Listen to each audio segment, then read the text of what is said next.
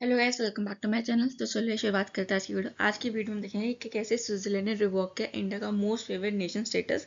अब जो स्विट्जरलैंड है, आपको पता है कि इंडिया जो है वो एक डेवलपिंग कंट्री है। इंडिया डेवलपिंग कंट्री है और वो अपनी डेवलपिंग कर रही है काफ़ी अच्छे से। तो जैसे आपको पता है एफडीआई इन्वेस्टमेंट्स आती है बहुत ज़्यादा, तो उसमें जो स्विट्जरलैंड है वो भी एक कंट्री है जो इंडिया में इन्वेस्ट करते हैं। इंडिया की कुछ कंपनी स्विट्जरलैंड में काम करती है, स्विट्जरलैंड की कुछ कंट्री इंडिया में काम करती हैं।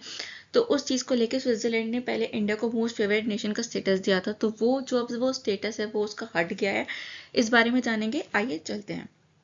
तो क्या चीज़ हुई है, in what could potentially impact Swiss investment. जो स्विस इन्वेस्टमेंट थी वो इम्पैक्ट करेगा, जिसकी वजह से हायर टैक्सेस लेंगे इंडियन की कंपनीज में जो ऑपरेट करती थी हमारे ऑपरेट करती थी स्विट्जरलैंड में जनवरी 1 2025 से। स्विट्जरलैंड ने जो सस्पेंड कर दिया मोस्ट फेवरेट नेशन का टैग जो था, जो इंडिया के ऊपर था, उसको हटा दिया, उसको सस्पेंड कर दिया।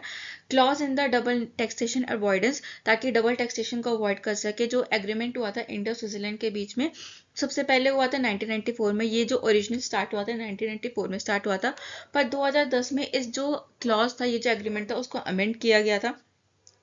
एक स्टेटमेंट शो करी गई थी स्विस गवर्नमेंट के द्वारा दिसंबर 11 को, जिसमें वो शो करते हैं कि जो इंडिया के मोस्ट फेवरेट नेशन का टैग है उसको रिमूव कर रहे हैं। एक ऑफिशियल स्टेटमेंट आई थी जिसमें कहा गया था, जो स्विस फाइनेंस डिपार्टमेंट है, उन्होंने इस चीज़ के लिए किस चीज़ को नाम दिया, उन्होंने ये सारी जो चीज़ें हुई हैं उसके लिए उन्होंने सुप्रीम कोर्ट को नाम दिया।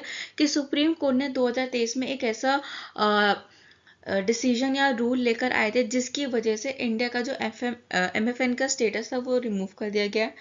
In its order the supreme court had set, उनके ऑर्डर में कहा गया था, सुप्रीम कोर्ट ने कहा था एफएम क्लॉज बिटवीन कोई भी दो कंट्री के बीच में है, वो ऑटोमेटिकली अप्लाई नहीं करता उस कंट्री के ऊपर जो ओएसीडी, मतलब जो ओएसीडी एक ऑर्गेनाइजेशन है, उसके ऊपर अप्लाई नहीं करता अगर कोई भी कंट्री उसको ज्वाइन करते, specially if the Indian government already had a prior tax treaty. तब जबकि एक इंडियन कंट्री का उस कंट्री के साथ एक प्रायर टैक्स ट्रीटी हो रखी है, और वो उसके ओएसीडी का जो ग्रुप है उसको ज्वाइन करने से पहले से थी। जो ओएसीडी डेवलपमेंट है ये स्टैब्लिश हुआ था 1961 में, और इसका जो हेडक्वार्टर है आपका पेरिस में है। ठीक है, अब हिस्ट्री ऑफ द केस क्या थी, किस वजह से ये चीज़ हुई। इंडिया ने एक टैक्स एग्रीमेंट साइन किया था लुथानिया कोलंबिया के साथ, जिसमें जो टैक्स रेट था वो कम था, types of income were lower than, वो कम था जो ओएसीडी कंट्रीज को प्रोवाइड किया था। अब वो जो दोनों कंट्रीज थे उन्होंने ओएसीडी ग्रुप को ज्वाइन कर लिया। अंडर द ओएसीडी इफेक्ट जो एफएमएन क्लॉज था वो किसी भी कंट्री को ऑब्लिगेट्स करता था उसके ट्रीटी पार्टनर्स की तरफ से, जिसकी वजह से उनको। अब ये जो चीज़ हुई थी वो 2023 में शुरू हुई थी। अब 2023 में भी क्यों शुरू हुई, किस वजह से शुरू हुई, इसको देखते हैं। What this meant for Nestle case. अब एक नेस्ले केस हुआ था, उसके बारे में जानते हैं। अकॉर्डिंग टू स्टेटमेंट, एक स्विट्जरलैंड फाइनेंस डिपार्टमेंट है, उनकी तरफ से एक स्टेटमेंट आई थी। 2021 में दिल्ली हाई कोर्ट ने एक अपीयर किया था केस नेस्ले का, upheld the applicability of the residual tax after taking into account का most favourite nation clause under the double taxation avoidance, मतलब डबल टैक्सेशन अवॉइड करने के लिए। इसके अकॉर्डिंग 2023 में 19 अक्टूबर को एक रूल आया, सुप्रीम कोर्ट ने कहा, रिवर्स कर दिया उस हाई कोर्ट के जजमेंट को। Applicability of एफएमएन clause was not triggered automatically. ठीक है, जो टॉप का उसने रूल किया was not directly applicable in the sense of notification. मतलब अगर सपोज कोई पहले, अगर आप 100 रुपये का कोई शेयर खरीदते थे, उस पर 10% टैक्स लगता था, तो आप कितना टैक्स देते थे, 10 रुपये टैक्स देते थे। तो अब उसी चीज़ को, यही चीज़ हुई है कि पहले आप कम टैक्स देते थे, पर अब आपको ज़्यादा टैक्स देना पड़ेगा किसी भी चीज़ के ऊपर। तो इस चीज़ को लेके सुप्रीम कोर्ट ने उस चीज़ को रिवोक किया जो हाई कोर्ट का था, और उसके अकॉर्डिंग ये साइड हुई, जिसकी वजह से स्विट्जरलैंड ने अपना ये जो मोस्ट फेवरेट नेशन का क्लॉज था, उसका स्टेटस था, उसको रिमूव कर दिया, जिसकी वजह से अब दोनों कंट्रीज को सफर करना पड़ेगा। और इस चीज़ के सफर करने की वजह से क्या क्या चीज़ें हो सकती हैं वो भी देखेंगे। स्विट्जरलैंड का रिस्पॉन्स क्या, स्विट्जरलैंड ने रिस्पॉन्ड किया, यूनिलेटरली रिवोक कर दिया मोस्ट फेवरेट नेशन का स्टेटस, और इसके लिए उन्होंने नाम दिया supreme court of the India के डिसीजन को, जो कि तो 1 जनवरी 1 2025 से लागू हो जाएगा। स्विट्जरलैंड एक हैवी टैक्स लैग करेगी 10% का, 5% की जगह इंस्टेड ऑफ 5% कोई भी डिविडेंड पेबल होगा टू टैक्स रेजिडेंट, जो भी एंटिटीज होंगी जो क्लेम रिफंड करेंगी स्विस विद होल्डिंग से और स्विस टैक्स रेजिडेंट से, जो क्लेम करेंगी फॉरेन टैक्स क्रेडिट्स को।